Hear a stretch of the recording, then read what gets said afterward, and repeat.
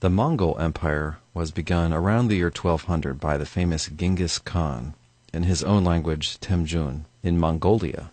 Mongolia is a country way over here in the east that sits on top of modern China. Genghis Khan and his successors had an amazing career of world conquest, and the empire reached its largest extent under his grandson Kublai Khan, who died in 1294. He's also the founder of the Yuan dynasty in China. His capital is in the city that's now called Beijing.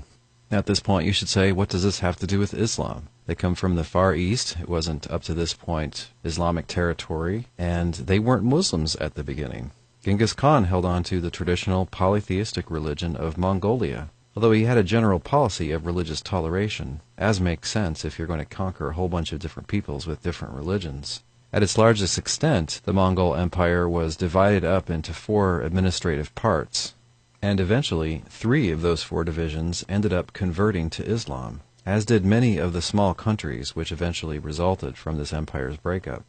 This empire then became a vehicle for spreading Islam far to the east and somewhat to the north of where it had been up to that time. Like all humongous empires, it simply couldn't be held together after a certain amount of time.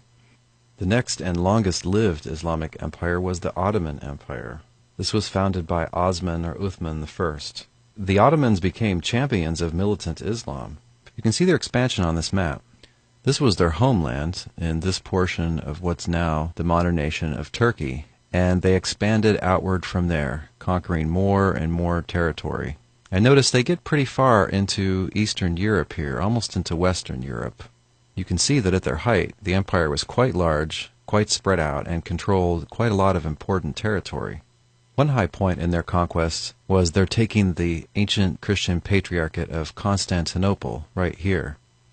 This was done by Sultan Mehmet II in 1453. This included the famous Hagia Sophia Church, or Holy Wisdom Church. From 360 to 1453, it had almost continuously been the Cathedral of Constantinople. This was turned into a mosque from 1453 to 1934, and in 1934, the secular government of modern Turkey turned it into a museum, which anyone can visit today. The Ottoman Empire was unexpanded in the 19th and 20th centuries, the last big event being World War I. Their territory was whittled back down until it basically became the modern nation of Turkey.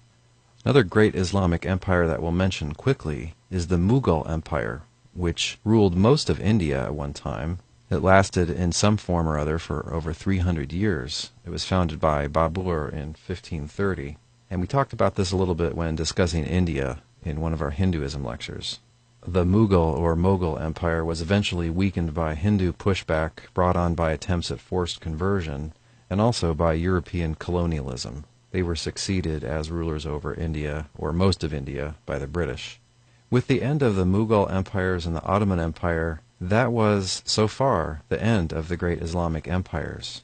Historian Solomon Agosian observes that, to many Muslims, this shattering reversal of the normal historical course of events remains inexplicable.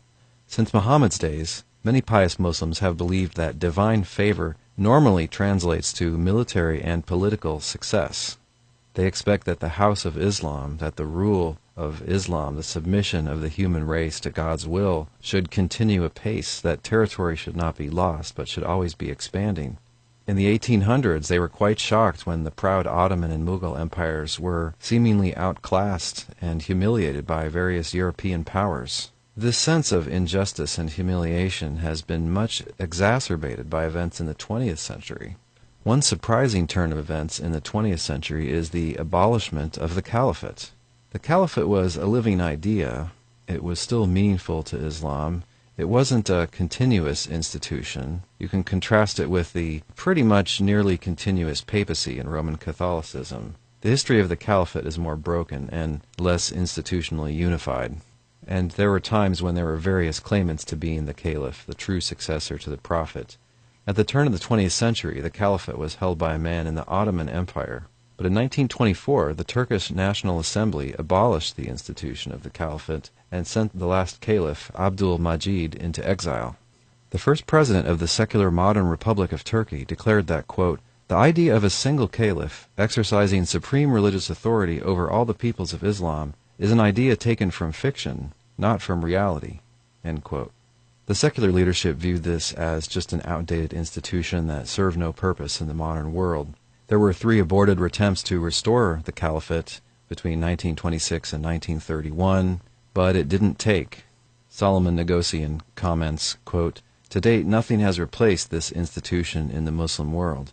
Whether Muslim opinion is finally resigned to its loss is difficult to say." Unquote. In the 20th century and continuing to the 21st century, there's been a split in many Islamic societies between modernists and traditionalists. Very often the elite, the rulers within the society, are westernized. They're westernized in their education, in their values, in their lifestyle, and in the way they dress. And many of them had gone to college in Western countries like the U.S. or Britain or France.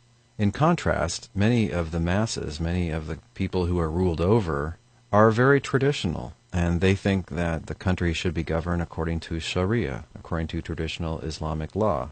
This split can be a big problem in modern Islamic societies. In our next segment, the Shia-Sunni divide.